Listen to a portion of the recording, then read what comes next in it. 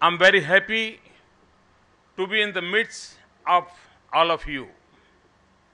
I feel very blessed to be here at Bodh Gaya. After Pandit Jawaharlal Nehru and Atal Bihari Vajpayee, I have the opportunity to visit this sacred place. I'm meeting you all on a very special day. Today, we in India are observing Teachers' Day to commemorate the birth anniversary of our second president, a great scholar and a teacher, Dr. Sarvapalli Radhakrishnan. In this symposium, we have been talking about one of the most impactful teachers in world history, Gautam Buddha. His teaching have inspired millions of people over centuries. Today, we are also celebrating Janmashtami, the day Lord Krishna was born. The world has so much to learn from Lord Krishna.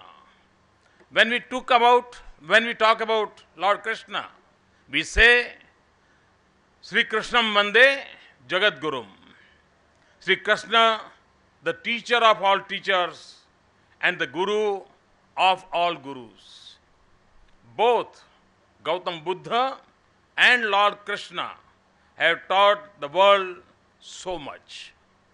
The themes of this conference, in a way, are inspired by the values and ideals given by these two greats. Sri Krishna gave his message before the start of the Great War in the Mahabharata. And Lord Buddha repeatedly emphasized on rising above warfare. The message by both of them was about establishing dharma. Both of them gave great prominence to principles and processes. Gautam Buddha gave the Eightfold Path and the Panchashil, while Sri Krishna gave valuable lessons of life in the form of Karma Yoga. These two divine souls had the strength to bring people together, rising above differences. Their teachings are most practical, eternal, and are more relevant in this day and age than ever before. The place where we are meeting makes it even more special. We are meeting in Bodh Gaya, a land that has distinctive place in the history of humankind. This is the land of enlightenment. Years ago, what Bodh Gaya got was Siddhartha. But what Bodh Gaya gave to the world was Lord Buddha, the epitome of knowledge, peace, and compassion. This is therefore the ideal venue for a dialogue, and a meeting here on the auspicious day of Janmashtami and the special day of Teachers' Day make this unique. It was my great privilege to have participated in the inaugural function of the first International Hindu-Buddhist Initiative on Conflict Avoidance and Environmental Consciousness, hosted by the Vivekananda International Foundation and Tokyo Foundation with the support of the International Buddhist Confederation at Delhi day before yesterday. The conference was conceptualized on shifting the paradigm from conflict resolution to conflict avoidance, and from environmental regulation to environmental consciousness. I had shared my sum of thoughts on the two critical themes which are threatening humanity as no other challenge before. I recall how in the context of both issues and for changing the global paradigm of thinking, the world is looking to the Buddha today as conflict resolution mechanism and environmental regulations, both of them dependent on the instrumentality of nation states, are increasingly failing to measure up to challenges. Spiritual and religious leaders and also intellectuals, largely from Buddhist societies, participated in the two-day conference and deliberated on the two issues.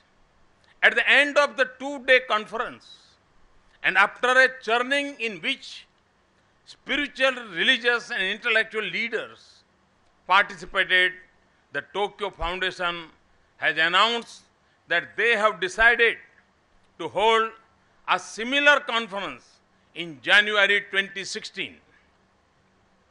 And other Buddhist nations have also offered to hold similar conferences in their countries. This is an extraordinary development which coincides with the rise of Asian as an economic and civilizational phenomenon. The themes of the conference, informed and shaped by the Hindu-Buddhist civilizational and cultural perspective, promise to deepen the notion of conflict avoidance philosophy and environmental consciousness in Asia and beyond. The two-day conference seems to have arrived at a broad consensus on both issues. On the issue of conflict, most of which are being driven by religious intolerance, the participants in the conference seem to have agreed that while there is no problem about the freedom to practice one's religion, it is when the radical elements try to force their own ideologies on others that the potential for conflict arises. On these issues of environment, the conference seems to have agreed that the philosophic understanding underpinning of the dharma, which traces the protection of natural heritage, is critical for sustainable development. I may add that the United Nations too has arrived at the view that sustainable development is achievable only through aligning development to the local culture of the people. This, in my view, is a positive turn in the development modeling of the world of diversity. I may add that the turn in thinking at the global level has created the ecosystem for the Hindu-Buddhist societies to carry forward their consensual ideas to the global flora.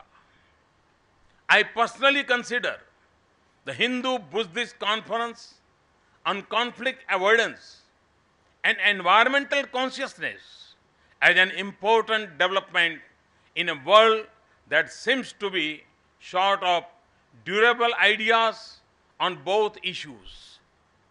Hindu philosophy was one of the greatest beneficiaries of the advent and the teaching of the Lord Buddha. Many scholars have analyzed the impact of Buddha on Hinduism. In fact, Adi Shankar was even critiqued for the way he was influenced by the Buddha, and Shankara was called as a Prachanna Buddha, meaning Shankar was Buddha in disguised form. That was the extent of influence of the Buddha and Adi Shankara, regarded by many as the tallest Hindu philosopher. At the mass level, Buddha was so venerated that Jayadeva in his Gita Govinda even praised him as Mahavishnu or God himself who descended to preach ahimsa. So Hinduism, after the Buddha's advent, became Buddhist Hinduism or Hindu Buddhism. They are today an inseparable amalgam. This is how Swami Vivekananda raised Buddha. I quote, "At the time Buddha was born, India was in need of a great spiritual leader, a prophet. Buddha never bowed down to anything, neither Veda, nor caste, nor priest, nor customs. He fearlessly reasoned so far as reason could take him. Such a fearless search for truth and such love for every living thing the world has never seen. Buddha was more brave and sincere than any teacher. Buddha was the first human being to give to this world a complete system of morality. He was good for good's sake.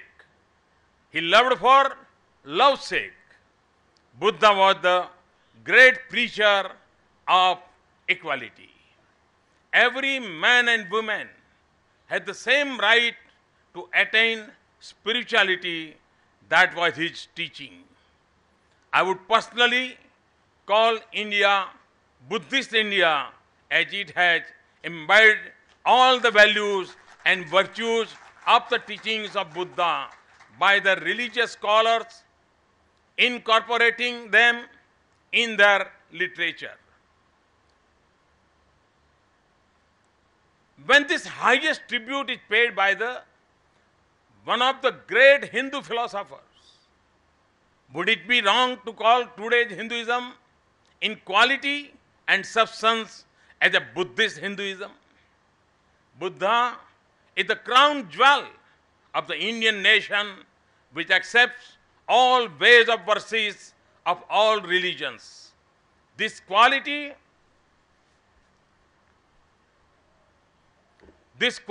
of Hinduism in India was a product of many great spiritual masters. Chief amongst them was Buddha, and this is what sustains the secular character of India.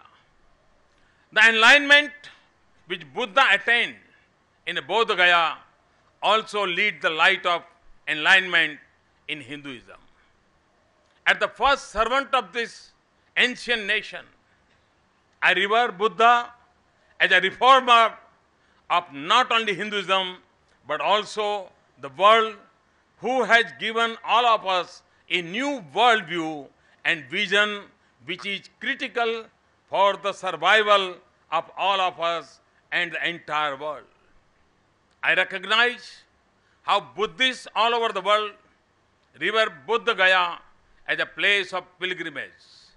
We in India would like to develop Bodh Gaya so that it can become the spiritual capital and civilizational bond between India and the Buddhist world.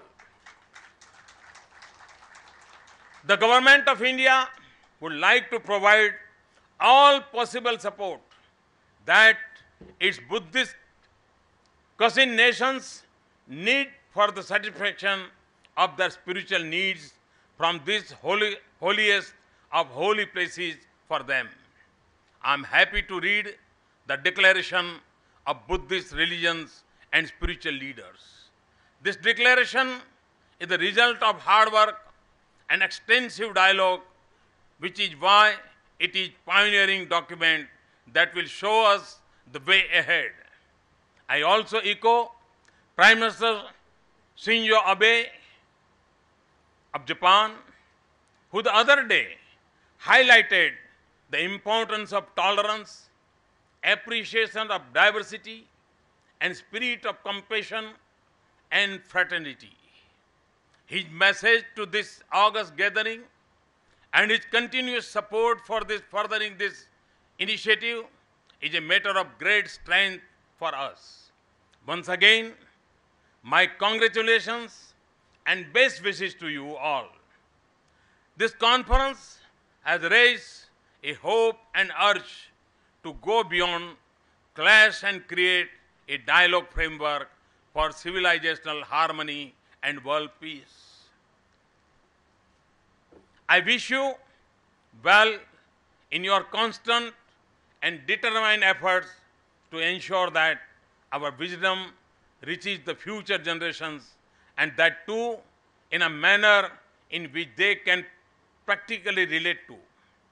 This is essential not for us, for them, but for the progress of the entire human race and the beautiful surroundings which we have got from Mother Nature. Thank you very much. Thanks a lot. हमारे package की मजाक उड़ाते रहे, बाल की खाल उधेड़ते रहे, लेकिन बिहार की जनता के गले उतार नहीं पाए। उनको लगा कि मोदी ने जो 1,65,000 करोड़ का पैकेज घोषित किया है, उसके खिलाफ बोलने से तो बिहार की जनता हमारा मुंह भी नहीं देखेगी।